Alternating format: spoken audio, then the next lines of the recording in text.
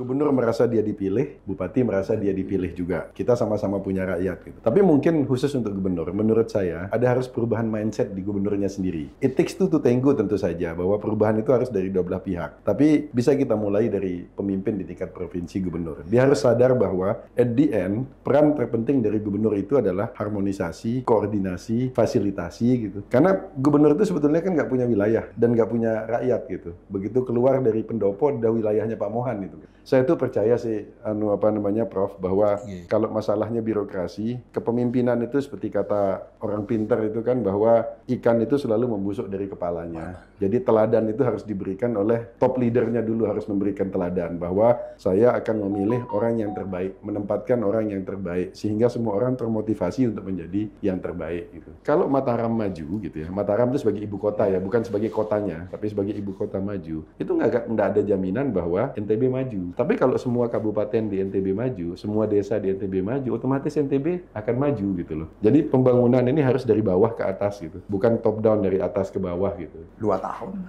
kelangkaan air yang tidak bisa terselesaikan. Ini urusan pusat atau urusan daerah itu, masa hal kecil soal air. Kita bisa menemukan titik temu, di mana kepentingan antara provinsi, kemudian kabupaten, kota, dan pusat itu, di situ kita bisa satukan gitu.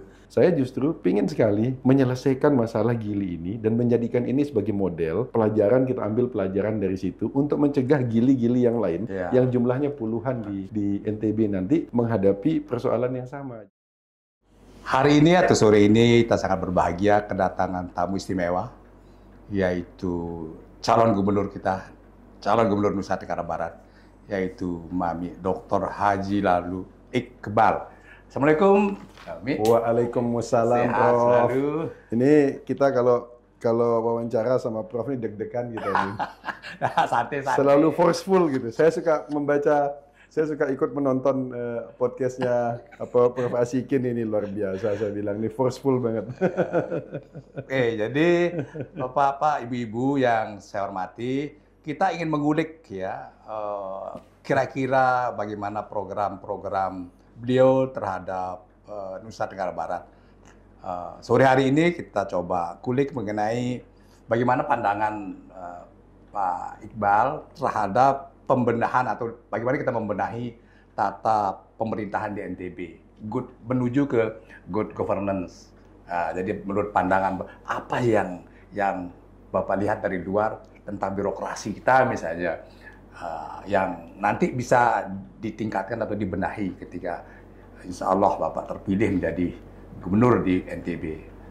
Itu yang kita mau coba pandangan Pak Iqbal ini.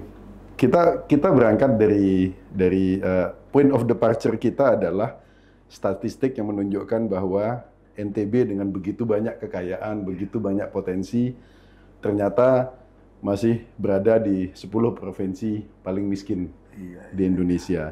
Dari segi IPM-nya juga 10 terendah di Indonesia. Ini kan fakta, ini statistik yang muncul. Jadi point of departure-nya di sini. Berarti kita perlu kerja keras sekali nih untuk memberikan tata kelola. Karena kalau kita lihat dari parameter-parameter tanah subur, alam indah, tambang di mana-mana, manusianya pekerja keras, kayaknya kok kita dari semua parameter ini kita sudah selayaknya jadi daerah yang maju, daerah yang kaya gitu.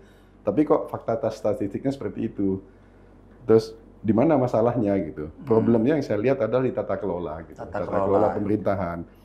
Apapun visi misi kita, Prof, saya nggak percaya bahwa kita bisa melakukan banyak hal kalau kita didukung oleh birokrasi yang tidak siap untuk melakukan visi misi itu. Karena itu sebelum kita mulai melakukan kerja-kerja yang besar, saya pikir hal yang pertama yang harus kita lakukan adalah transformasi birokrasi.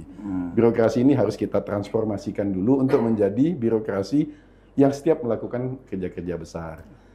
Kita punya warisan yang agak nggak enak nih, kondisi keuangan. Jadi kita harus betul-betul menata ulang kembali tata kelola keuangan ini. Berbagai beban-beban dari masa lalu harus kita selesaikan dulu. Kedua, di birokrasinya, saya melihat ada terjadi demoralisasi gitu.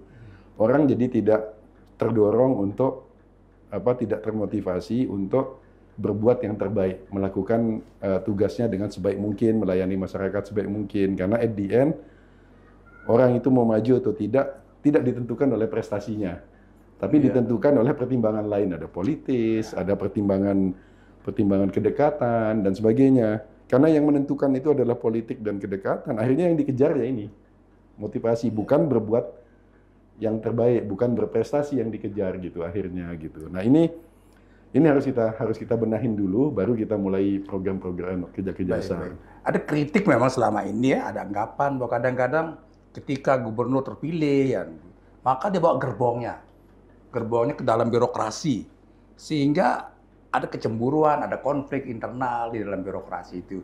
Nah, menurut pandangan Pak Iqbal ini, apakah sehat seperti itu nggak? Atau kita harus hilangkan cara-cara di mana ketika seorang jadi gubernur seperti yang sudah lalu itu, wah itu masuklah gerbong-gerbong baru ya, sehingga di dalam ini menimbulkan suasana yang tidak bagus.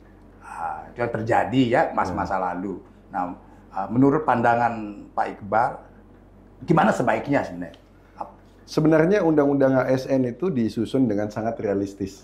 Jadi dia nggak terlalu mengada-ada gitu ya. Undang-undang ini disusun dengan asumsi bahwa setiap orang itu punya subjektivitas dan itu manusiawi gitu. Manusiawi orang punya subjektivitas, memilih siapa yang cocok untuk menemani dia, mendampingi dia dalam bekerja. Cuma sudah dibuatkan rule. Jadi pertama kompetisinya harus fair. Kemudian nanti masuk 3 besar. Setelah 3 besar itu user diberikan kewenangan. Terserah lu pilih yang mana di antara 3 besar ini, karena orang yang asumsinya adalah orang yang masuk 3 besar itu adalah orang yang sudah memenuhi syarat secara administratif dan sudah memenuhi syarat secara manajerial gitu. Itu intinya gitu. Nah, kalau kita bypass, ada proses yang kita bypass. Saya dengar kan kita sering sekali nih ditegur oleh KSN gitu dalam proses rekrutmen gitu. Nah, kalau kita bypass, pasti ada sesuatu yang cacat. Akhirnya kita tidak dapatkan 3 besar orang-orang yang memang terbaik gitu dari NTB ini. Saya yakin kita punya banyak talenta di birokrasi yang sangat baik. Memang kesadaran masyarakat juga perlu kita tingkatkan.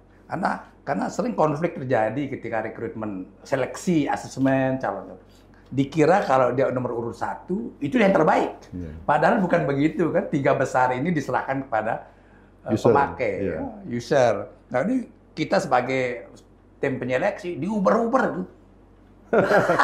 Kenapa kok dia nomor 1, lain di SK-kan gitu kan? Dikira itu adalah nomor 1 itu paling baik sudah nilai. Padahal kita menurut urutan nama. Ini terjadi, Pak yang saya alami.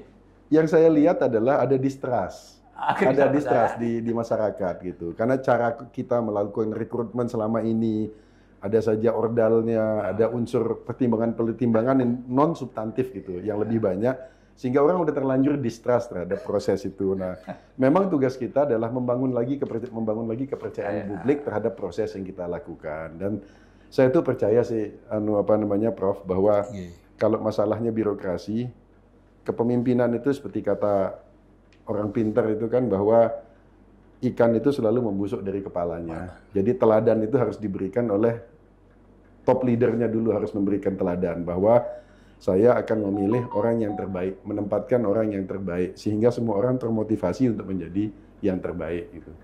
Baik, menurut pandangan Pak Iqbal ini, bahwa apakah SDM birokrasi kita ini sudah memenuhi syarat-syarat kualifikasi, atau memang perlu ada penajaman-penajaman yang kita perlu berikan pendalaman, pelatihan, sehingga bisa mengikuti irama seorang gubernur misalnya. Kadang-kadang ada anggapan SDM kita ini ketika diangkat menjadi kepala dinas kalau kita tanyakan sesuatu, dia mengatakan saya baru sebulan di sini, saya baru 3 bulan sedang belajar. Harusnya kan jawabannya dimanapun ditempatkan yang siap, tidak perlu mengatakan saya masih pelajari dulu. Lalu belajarnya berapa lama untuk bisa mengikuti irama gubernur. Menurut Pak Iqbal, SDM kita sudah memenuhi syarat kualifikasi, sehingga tidak perlu lagi diberikan bekal pendalaman terhadap bidang-bidangnya itu yang nantinya gitu, Iya. Pak Iqbal lakukan. Saya jujur aja, Prof. Saya dalam 2 tahun terakhir ini banyak berkomunikasi dengan teman-teman ASN di kabupaten maupun di provinsi gitu. Dan saya punya feeling bahwa they are good gitu. Orang-orangnya itu bagus gitu. Orang-orangnya bagus. Tapi terus terang, kita nggak bisa mengukur kemampuan mereka itu saat ini. Iya. Karena yang terjadi sekarang kan demoralisasi. Oke. Karena proses jangan-jangan dia nggak bagus performance-nya ini karena demoralisasi ini gitu loh. Orang mengalami demotivasi gitu untuk berbuat bagus gitu. Mungkin kalau kita perbaikin dulu apa namanya corporate culture-nya dan nanti akan tumbuh dengan sendirinya, kelihatan orang-orang yang memang bagus, berbakat, bakatnya keluar gitu. Nah, tapi memang dulu kan di apa namanya di pemerintah itu yang mengurus kepegawaian ini namanya kan Biro Kepegawaian atau apalah apa namanya kalau di pusat itu namanya Biro Kepegawaian. Sekarang kan paradigmanya berubah. Udah kayak HRD, Human Resources Development gitu. Jadi SDM gitu istilahnya. Karena memang pekerjaannya itu bukan hanya administratif kepegawaian, tetapi mengembangkan pegawai. Jadi peningkatan kapasitas pegawai itu from time to time harus terus dilakukan gitu. Karena tantangan juga berubah, dinamika sosial, ekonomi di lapangan juga berubah. Jadi dia harus terus mempertajam kemampuannya. Jadi keywordnya adalah menempatkan orang the right person in the right place. Yang saya lihat sekarang ini banyak orang yang mengerjakan pekerjaan yang memang bukan keahliannya. Mungkin kalau orang diberikan di tempat yang memang keahliannya itu dia akan tumbuh dengan sendirinya gitu. Baik. Jadi betapa pentingnya sekarang penguatan inner morality ya. Kayak kata Fuller itu. Ini boleh dimakan. Ya, silakan. Cara bagaimana kita sekarang menggugah kesadaran moral birokrat maupun masyarakat untuk selalu mendukung rencana terhadap pembangunan kita kan begitu. Karena itu yang selama ini diabaikan, menggugah kesadaran dari dalam supaya mari mendukung setiap langkah pemerintah yang oleh Fuller dikatakan inner morality itu seperti Pak katakan tadi. Betul, tapi apa namanya orang itu untuk tumbuh untuk berbuat sesuatu secara maksimal itu they need pride. Orang butuh pride. Nah, sekarang kita gimana caranya tantangan kita membangun pride dari birokrasi kita. Orang tuh merasa bahwa saya ini pegawai negeri ini posisi yang terhormat karena saya melayani masyarakat. Saya ini pelayan masyarakat, jadi ini posisi yang sangat terhormat, yang punya marwah. Kalau pride itu ada, nanti muncul namanya esprit de corps. Gitu. Esprit de corps. Kelas kesadaran solidaritas korps itu muncul gitu. Dari situlah kemudian excellent itu hadir gitu. Orang melakukan yang terbaik. Orang nggak mau disogok, nggak mau di-bribe itu karena dia ini kehormatan saya. Nah, kan kalau kita tuh banyak mendengar tentang bagaimana orang-orang yang disogok menolak gitu. Itu yang bisa menyelamatkan dia dari godaan itu adalah pride. Dia menjaga marwahnya. Dia menjaga bahwa ini sebuah kebanggaan dan saya tidak ingin kehilangan kebanggaan ini. Saya boleh nggak punya uang tapi saya nggak mau kehilangan pride. Gitu. Baik, satu hal yang dulu sering dikeluhkan oleh pemimpin kita di NTB, para gubernur kita, ada sulitnya koordinasi, Pak Iqbal, antara kabupaten, kota dengan provinsi. Kesulitan begini, ketika gubernur mengundang bupati ataupun kepala dinas di tingkat kabupaten, itu jarang mau hadir. Yang wakili karena staf. Sehingga bagaimana bisa menjabarkan apa hasil rapat koordinasi di tingkat provinsi kalau stafnya nggak paham tentang itu, mau disampaikan kepada bupatinya atau kepala dinasnya. Ini suatu budaya yang saya cermati, kok begini ya? Kok undangan gubernur itu sering tidak dihadiri oleh yang berkompeten di bidang itu di tingkat kabupaten kalau koordinasi. Nah, kelak pandangan Pak Iqbal gimana kita menjalin itu? Ya, supaya jangan wakil-wakilan itu loh. Kepala dinas ya kalau nggak bisa ya pakai Zoom lah gitu. Misalnya kan yang selama ini memang nggak nyambung. Memang ini adalah kesulitan koordinasi ini adalah unintended impact dari demokrasi elektoral yang kita anut gitu. Karena gubernur merasa dia dipilih, bupati merasa dia dipilih juga. Kita sama-sama punya rakyat gitu. Tapi mungkin khusus untuk gubernur, menurut saya ada harus perubahan mindset di gubernurnya sendiri. It takes two to tango tentu saja, bahwa perubahan itu harus dari dua belah pihak.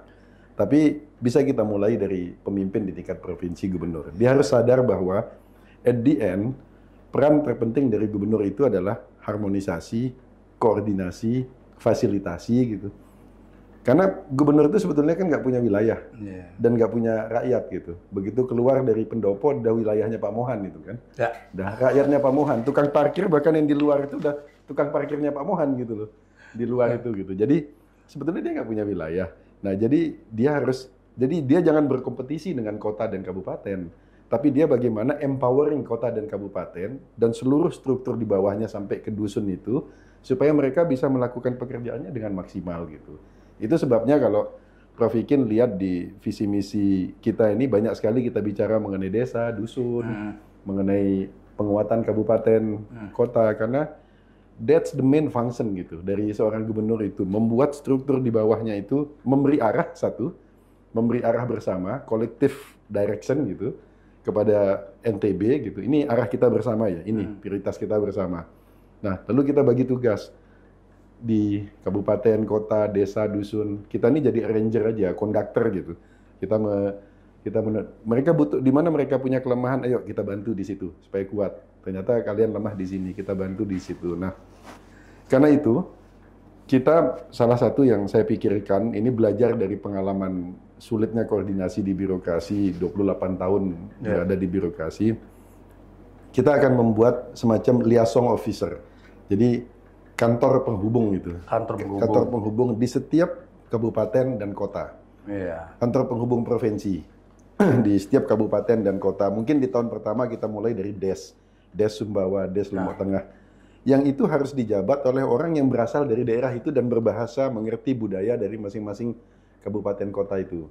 Sehingga dialah yang sehari-hari berhubungan dengan on daily basis gitu. Setiap hari berhubungan dengan OPD, berhubungan dengan masyarakat setempat, berhubungan dengan bupati dan wakil bupatinya, mengkoordinasikan semua dari tahap perencanaan sampai implementasi. Supaya sinkron antara program provinsi dengan program kabupaten kota. Jadi provinsi dan kabupaten kota itu tidak boleh jadi dua entitas yang berjalan sendiri-sendiri. Dia harus well coordinated, terkoordinasi gitu. Jangan sampai untuk menghindari duplikasi program gitu. Karena kalau tidak, ada kecenderungan duplikasi program. Kabupaten melakukan ini, kabupaten kota, pemerintah provinsi juga melakukan hal yang sama gitu loh. Sehingga tidak bisa diukur siapa sebenarnya yang kinerjanya mencapai itu gitu loh. Kalau memang itu tugas kewenangannya kabupaten provinsi dan pemerintah kalau itu memang kewenangannya kabupaten kota dan provinsi ingin mendukung itu dan melihat itu sebagai prioritas, maka fasilitasi harusnya supaya dia berhasil kabupaten kota di item itu gitu. Baik, jadi menarik ini gagasan DES itu ya, karena dulu memang saya teriak-teriakan terus itu Pak Iqbal bahwa nggak masuk akal gitu, misalnya masyarakat Pulau Sumbawa kan, mengurus izin kalau izinnya diterbitkan oleh provinsi. Berusaha, dia harus datang ke Mataram kan.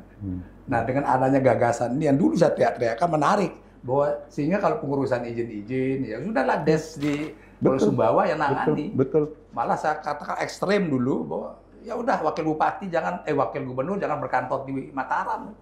Untuk Pulau Sumbawa wakil gubernur di sana lah kantornya. Betul. Sehingga pelayanan publik itu lebih efisien dan efektif.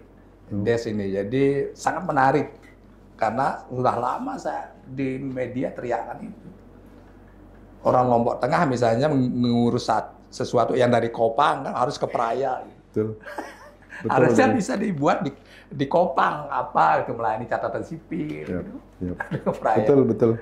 Seperti itu. Dan sekarang itu koordinasi mudah sekali dengan adanya teknologi informasi yang sekarang itu mudah sekali gitu. Artinya semua beban yang harusnya dikerjakan di Jakarta bisa dikerjakan oleh kantor penghubung yang ada di kabupaten itu gitu loh. Karena semuanya by IT semua gitu. Sekarang nggak ada yang tertulis gitu sehingga bisa lebih simple? Saya melihat sekarang sepertinya tidak berdaya ya, acuh tak acuh para bupati ini. Tapi pandangan akademisi ya, bukan pandangan bahwa untuk segigi misalnya, klub gulita seperti itu, kan gitu. Bagaimana wisatawan mau ke sana ya? Kalau soal lampu saja tidak terurus, apakah ini menurut Pak Iqbal bisa nggak? Ini ada koordinasi, ada intervensi provinsi, saling diskusikan mengatasi hal seperti itu sehingga kelihatan menjadi tempat wisata yang memang wajar dikunjungi karena cerah kan gitu. Ini kan tidak seperti dulu. Dulu tuh wah cerah gitu. Sekarang orang malas ke Senggigi itu kan gelap. Gitu. Artinya hal seperti itu nanti bisakah gubernur tuh intervensi hal yang bisa diintervensi demi kemajuan bersama. Kan? Betul, ya seperti saya sampaikan tadi, Prof, di awal bahwa esensi dari tugas gubernur itu adalah pertama memberi arah. Memberi arah, ini our collective direction sama-sama ya. Kita capai ini bersama. Kita mau apa? Mau sektor pertanian, peternakan, dan kelautan perikanan mau kita angkat, pariwisata mau kita angkat. Oke, kita sepakat ya, ini tujuan kita bersama. Oke. Sekarang kalian apa yang bisa kita lakukan? Sumbawa mau lakukan apa? Lombok Tengah mau lakukan apa? Oke, di mana kekurangan kalian? Apakah di kekurangan itu kami punya resources yang kami bisa alokasikan untuk memudahkan dia mencapai tujuan itu? That's fine. Masalah pertanggungjawaban kinerjanya nanti itu kan masalah teknis administratif gitu. Teknis administratif bahwa itu memang kinerja kita adalah memfasilitasi dia untuk mencapai tujuannya itu gitu loh. Karena kalau Mataram maju gitu ya, Mataram itu sebagai ibu kota ya, bukan sebagai kotanya, tapi sebagai ibu kota maju, itu nggak ada jaminan bahwa NTB maju. Tapi kalau semua kabupaten di NTB maju, semua desa di NTB maju, otomatis NTB akan maju gitu loh. Jadi pembangunan ini harus dari bawah ke atas gitu, bukan top down dari atas ke bawah gitu. Kita majukan semuanya dari dusun, dari lingkungan dimajukan, insya Allah NTB maju gitu. Baik. Warisan ya yang sekarang masih berkonflik juga di NTB ini soal wisata ini, Pak Iqbal, air yang 3 pulau itu kan berapa bulan malah hampir 2 tahun kelangkaan air yang tidak bisa terselesaikan. Ini urusan pusat atau urusan daerah itu, masa hal kecil soal air menjadi tidak terselesaikan sehingga wisatawan harus kabur atau angkat kaki tidak jadi nginap karena saya juga pernah nginap di sana, air asin saya pakai mandi. Artinya ini menurut Pak Iqbal ini kalau bisa diambil kewenangan itu sudah diambil provinsi aja lah untuk menyelesaikan masalah kecil kalau Pemda misalnya kabupaten tidak berhasil. Itu menurut Bapak ini gimana sebenarnya? Karena dia berkepanjangan terus ini. Persoalan ini yang saling tarik menarik. Yang jadi korban adalah masyarakat dan para pelaku usaha. Yang jadi korban itu. Kan tidak ada ketegasan. Ini siapa yang punya kewenangan soal air ini? Sementara izin dari pusat. Iya. Ini menarik. Ya saya kira saya ini diplomat lah. Jadi di otak kami itu selalu frame-nya itu adalah masalah apapun, cari titik temu. Cari titik temu. Dan saya percaya bahwa kita bisa menemukan titik temu. Di mana kepentingan antara provinsi, kemudian kabupaten, kota, dan pusat itu, di situ kita bisa satukan gitu.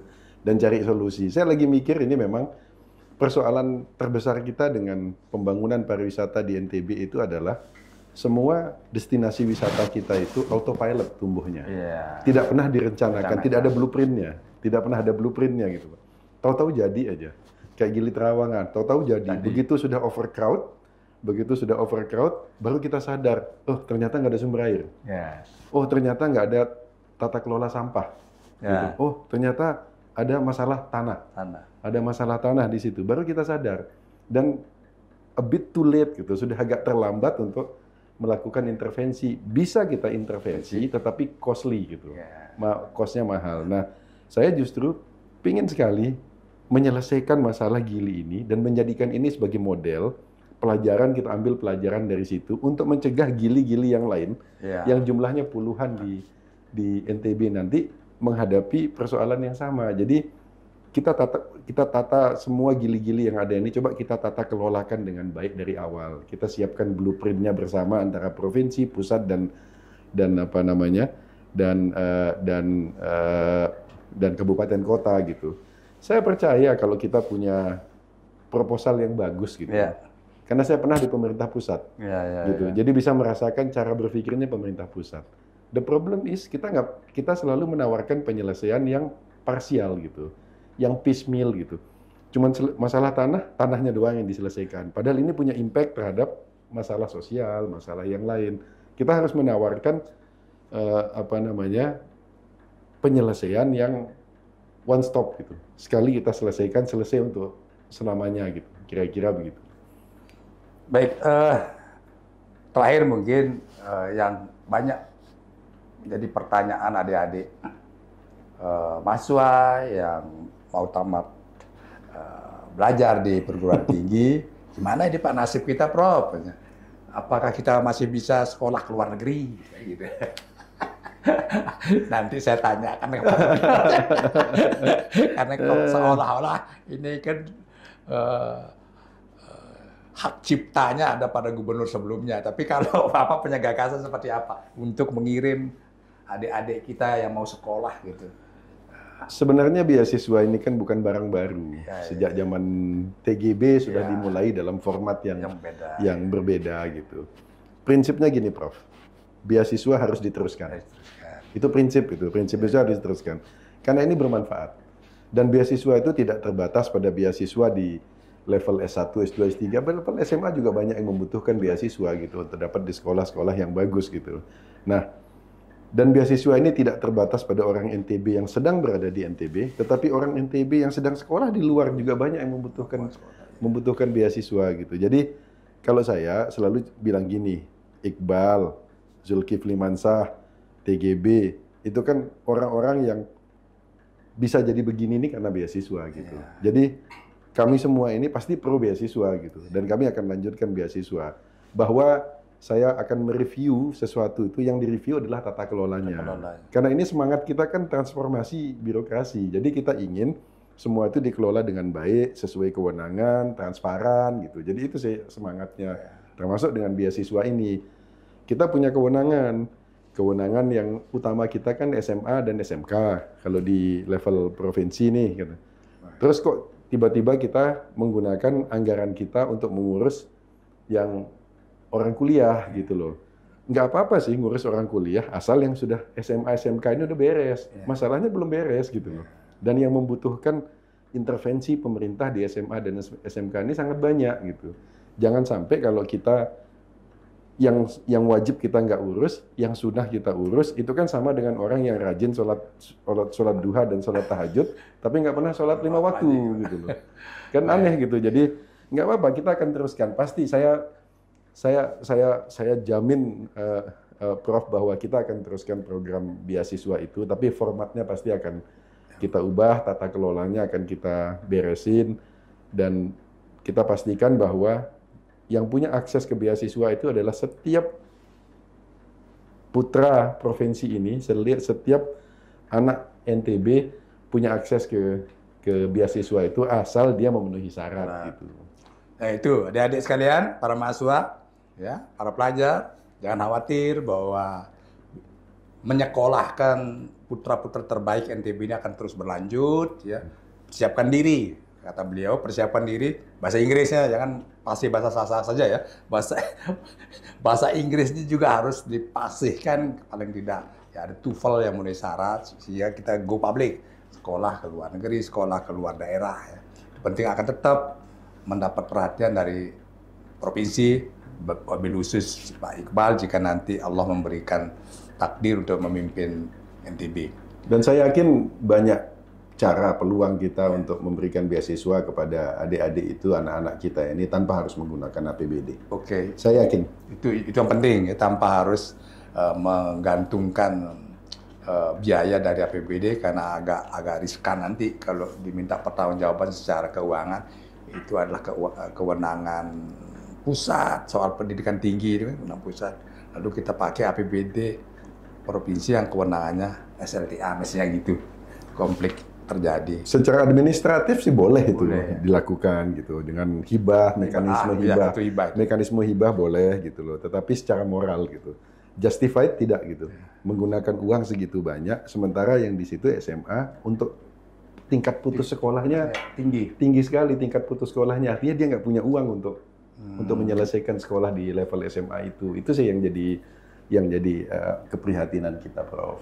Baik. Tidak terasa ya, kita sudah lumayan hampir setengah jam. Kalau wawancara ini kadang-kadang nggak terasa. Mungkin ini karena yang jadi hostnya Prof. Asikin ya nggak habis-habis kita kalau ngomong nih. Kalau beliau yang jadi hostnya, ada aja yang ditanya gitu. Jadi terakhir saya minta closing statement dari Pak Iqbal. Kira-kira pesan-pesan dari Pak Iqbal kepada kita semua masyarakat NTB ini menghadapi pembangunan kita ke depan. Apa yang tentunya harapan Pak Iqbal? Meskipun saya memulai tadi dengan point of departure kita adalah IPM yang 10 terendah, terus kemiskinan yang 10 provinsi termiskin di Indonesia. Ini sama sekali tidak menjadi alasan kita untuk pesimis. Saya optimis karena potensi kita beyond statistik itu. Kita punya potensi, tapi kita tidak mengelolanya dengan baik. Saya yakin bahwa kalau kita sama-sama nih semua elemen di provinsi ini, pelibatan government, non-government semua dilibatkan, kita semua bangkit bersama. Insya Allah kita bisa bisa jadi NTB yang jauh lebih baik, jadi NTB yang jauh lebih membanggakan gitu. Kalau kita tata kelolanya kita benahi.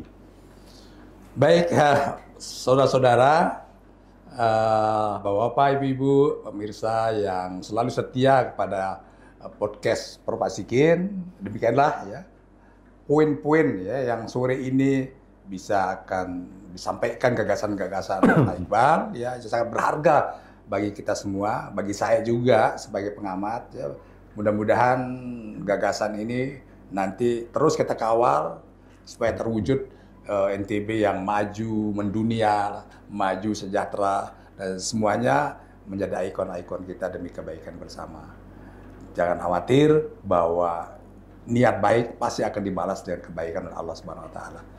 Demikianlah obrolan kita sore hari ini. Kita akan bertemu nanti di lain waktu pada lain kesempatan karena beliau ini padat sehingga harus menyiapkan waktu-waktu yang pendek supaya bisa nyelip ke rumah saya di sini, di studio ini. Senang sih Prof, senang kita diundang ke sini. Cuman itu aja, cari waktu yang pas. Untung ada Pak Adar Hakim yang bisa menjadi komunikator kita ya. Oh iya, sehingga bisa terjalin. Lama saya mencari waktu kapan gitu. Saya ditegur sama Pak Jubir, saya ditegur sudah bilang, Pak Iqbal ini sudah pending undangan ini sudah sekian minggu, saya bilang. Oh siap-siap kalau gitu. Baik, demikianlah Bapak Ibu sekalian, salam sejahtera, tetap sehat kita semua. Billahi taufiq wal hidayah. Wassalamualaikum warahmatullahi wabarakatuh. Waalaikumsalam warahmatullahi wabarakatuh. Silakan.